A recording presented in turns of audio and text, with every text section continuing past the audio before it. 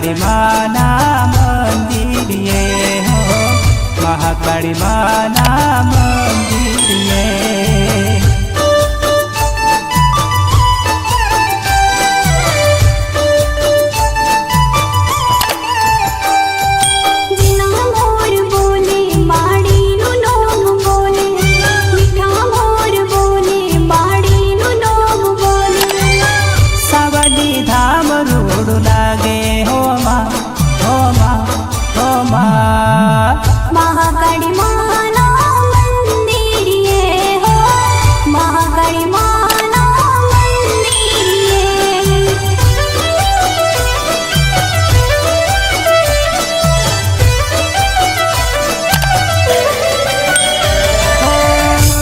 मंदिरिये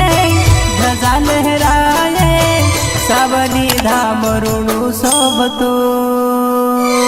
सावली धाम रुडू शोभतो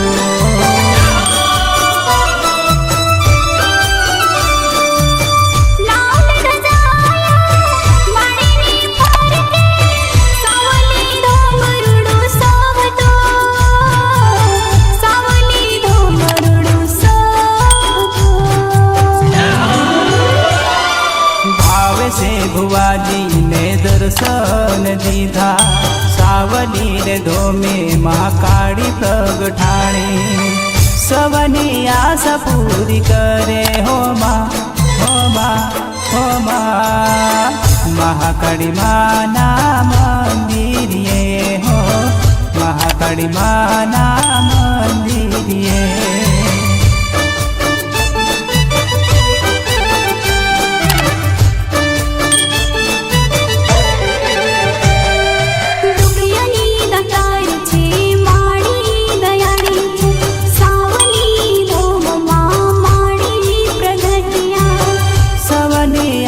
पूर करे हो माँ महाकाली माना मंदिरिये हो महाकाली माना मंदिरिये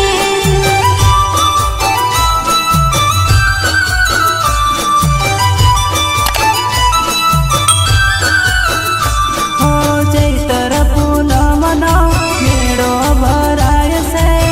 माना गरबा गावता माना गरबा गावता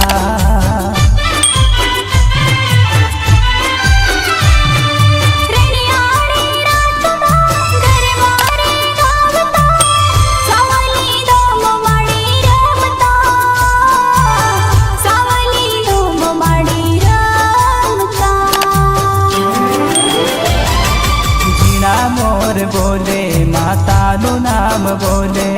मीठा मोर बोले मातानु नाम बोले सावली धाम रूडू लागे हो माँ महाकाली माना मंदिरिये हो महाकाली माना मंदिरिये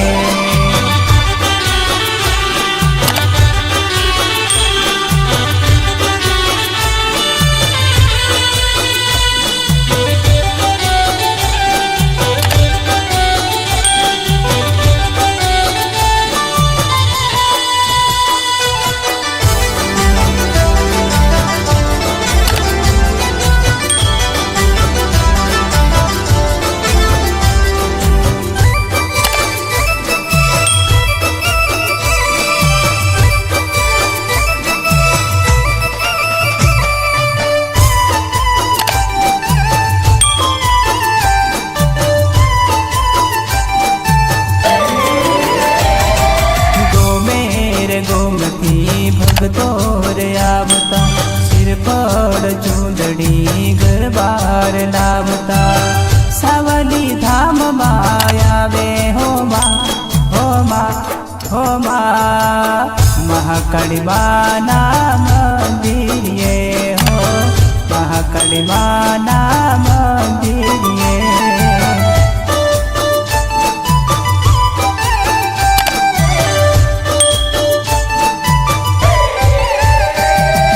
मानेली मूलता मणिपुरी करता